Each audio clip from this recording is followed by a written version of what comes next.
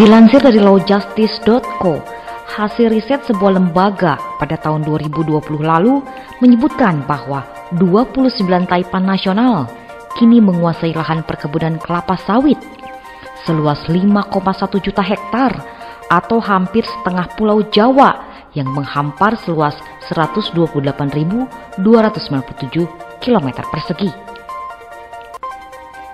Di luar itu, jutaan hektar lahan juga dikuasai sejumlah kecil taipan yang juga sebagai pemegang konsesi usaha pertambangan dan usaha perhutanan.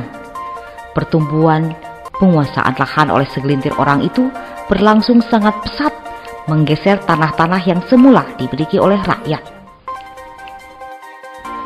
Berdasarkan laporan Bank Dunia, sebanyak 74% tanah di Indonesia dikuasai oleh 0,2% penduduk, termasuk penguasaan lahan 5 juta hektar oleh Taipan yang pernah dinobatkan sebagai orang terkaya pertama di Indonesia.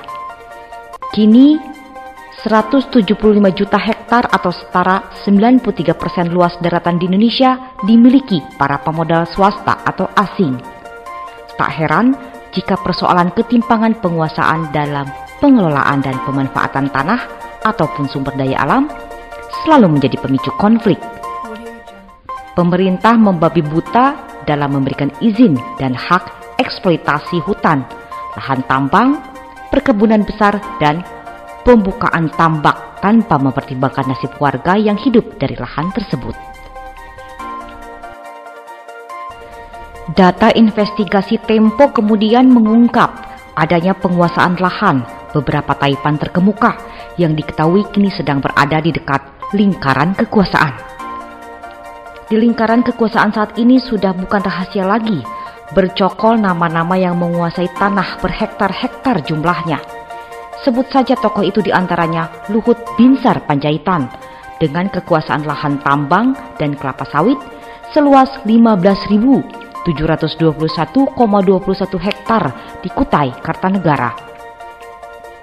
Lalu siapa yang tak kenal dengan Usman Sabtaodang alias Oso yang disebut menguasai lahan tambang seluas 31.696 hektar di Karimun dan Kayong Utara.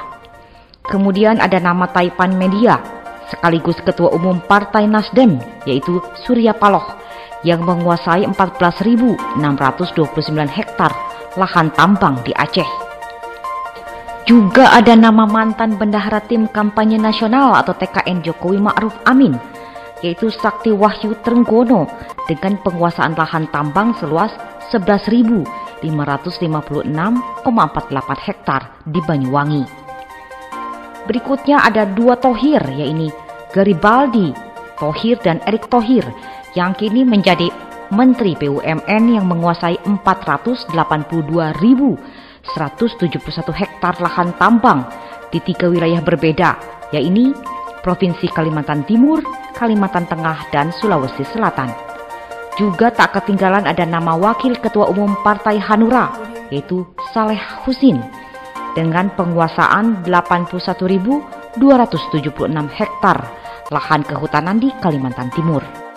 Sebelumnya saat Pilpres lalu, Jokowi sempat menyinggung kepemilikan lahan milik Prabowo di Kalimantan Timur dan Aceh Tengah, yang jika diakumulasikan totalnya seluas 340.000 hektar. Di luar tokoh-tokoh nasional penguasaan lahan tersebut, terdapat taipan pengusaha swasta dari kalangan asing dan asing yang juga menguasai lahan ribuan hektar lengkap dengan jumlah kekayaannya yang luar biasa. Berikut daftar 10 besar taipan sawit berdasarkan data TUK beserta luas land bank dan nilai kekayaan bersih Taipan tahun 2018. Pada urutan pertama ada Wilmar Group yang dimiliki oleh Robert Kwok, Ku Hok Kwok, dan Martua Sitorus, kuasai 342.000 hektar dengan total mencapai 240,8 triliun rupiah. Urutan kedua ada Sinar Mas Group yang dimiliki Eka Cipta Wijaya yang kuasai 788.000 hektar dengan total nilai 120,4 triliun rupiah. Di urutan ketiga ada Jardine Matheson Group yang dimiliki oleh Henry Keswick yang kuasai 363.000 hektar dengan total nilai 84,6 triliun rupiah. Di posisi keempat ada Salim Group yang dimiliki Anthony Salim yang kuasai 413.000 hektar dengan total 74,2 triliun rupiah. Di urutan kelima ada Sampurna Agro Group yang dimiliki oleh Putra Sampurna, kuasai 192.000 hektar dengan total nilai 60,2 triliun rupiah. Di urutan keenam ada Royal Golden Eagle Group yang dimiliki oleh Sukanto Tanoto, kuasai 225.000 hektar dengan total 37,8 triliun rupiah. Kemudian di urutan ketujuh ada Harita Group yang dimiliki oleh Lim Haryanto Wijaya Sarwono, kuasai 206.000 hektar dengan total 21 triliun rupiah.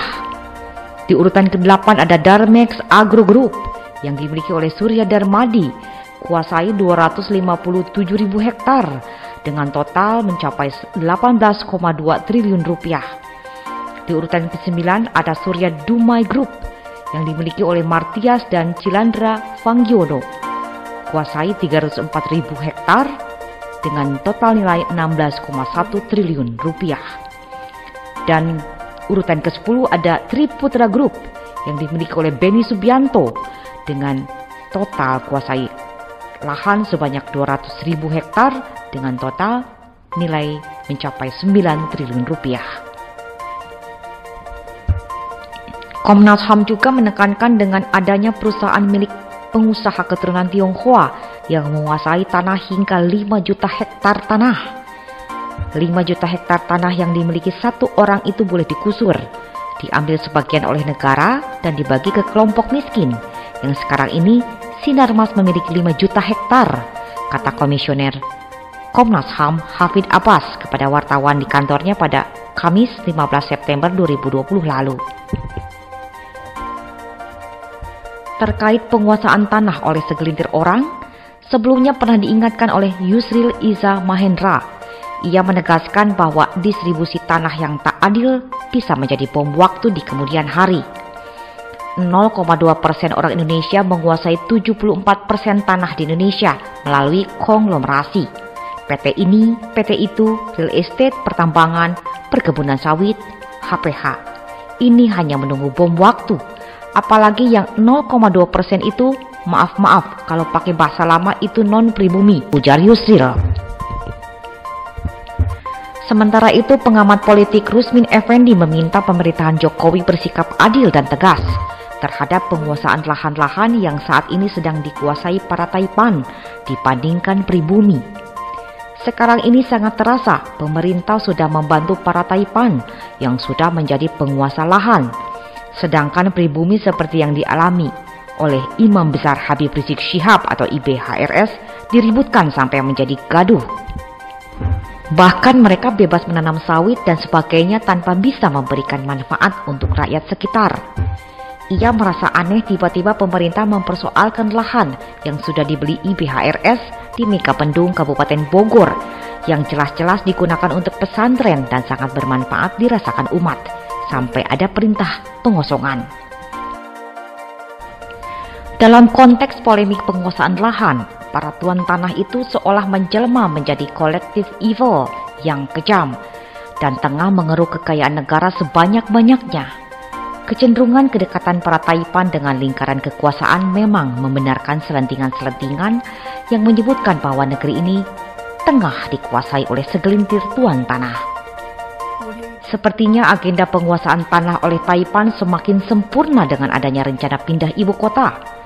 Pasca konferensi pers yang dilakukan oleh Presiden di Istana Negara pada hari Selasa 27 Agustus 2019, Presiden mengumumkan bahwa ibu kota negara akan dipindahkan dari DKI Jakarta ke Kalimantan Timur.